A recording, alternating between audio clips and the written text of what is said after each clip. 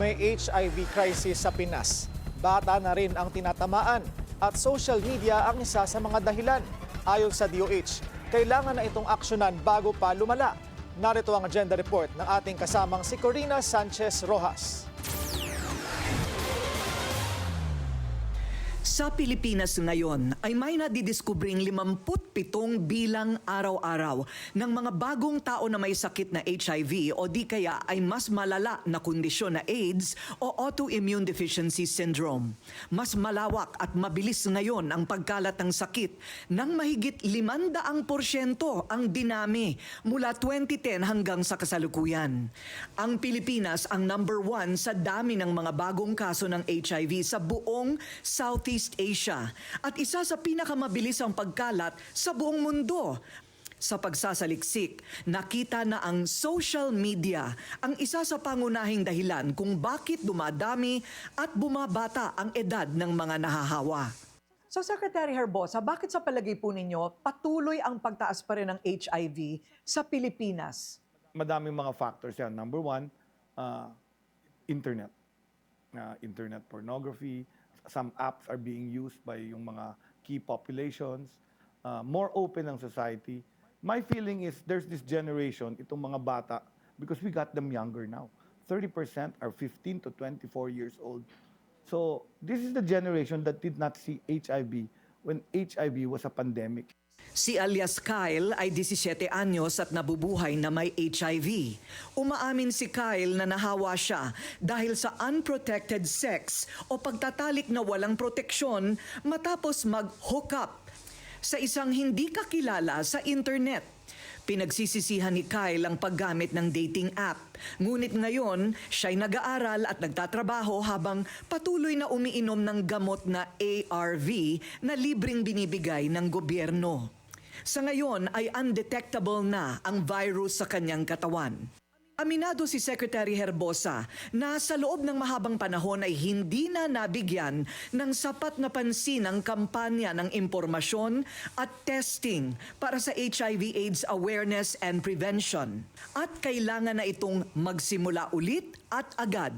Kasama sa mga dahilan ng tuloy-tuloy na pagdami ng HIV/AIDS cases sa bansa ay una, social media hookups na nauuwi sa unprotected sex. Pangalawa, kakulangan ng impormasyon tungkol sa sakit at kung paano ito maiiwasan o gagamutin. At pangatlo ay ang pagkabigo ng pagkumbinsi sa mga tao na magpa-test. Napakahalaga ng testing.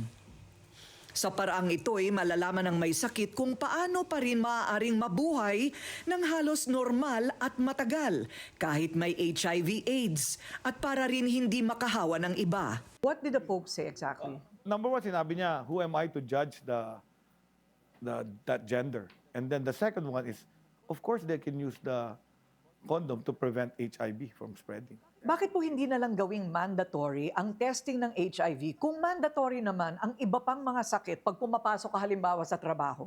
Magandang tanong yan because ang HIV is a social disease. It's just like TB. There's a social stigma attached to it. And every time you put something out as mandatory, malakas yung resistance.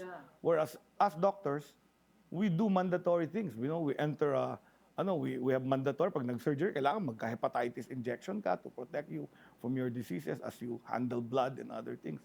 So ganun yung thinking. I think it's more of the misconception and we need to change that. I think in this day and age na nobody dies of AIDS, having HIV is no longer a death sentence. Upang bigyan pa ng ngipin ng Republic Act 8504 o Philippine AIDS Prevention and Control Act of 1998 at Philippine AIDS and HIV Policy Act of 2018, nais ni Herbosa idagdag sa batas ang mandatory testing. Ngunit may opt-out clause o maaaring tumanggi ang individual na itest. May mga bansa po ba na ordinaryo na ang testing ng HIV? The US, Singapore, almost all countries na nag-control ng Thailand, na nag-control ng kanilang HIV problem, ay ginawang almost mandatory ang testing. So, in other words, ang tawagin lang ngayon, opt-out procedure. That means, papatest kita. Pero kung ayaw mo, this is a free country, pwede kang mag-opt-out. Habang pinagtatalunan pa rin ang mandatory testing upang pigilan ang pagkalat ng HIV sa lahat, lalaki, babae o bata man.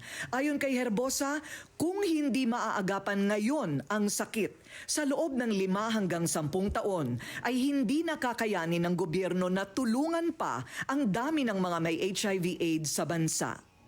Para sa Agenda, Corina Sanchez Rojas, Bilyonaryo News Channel.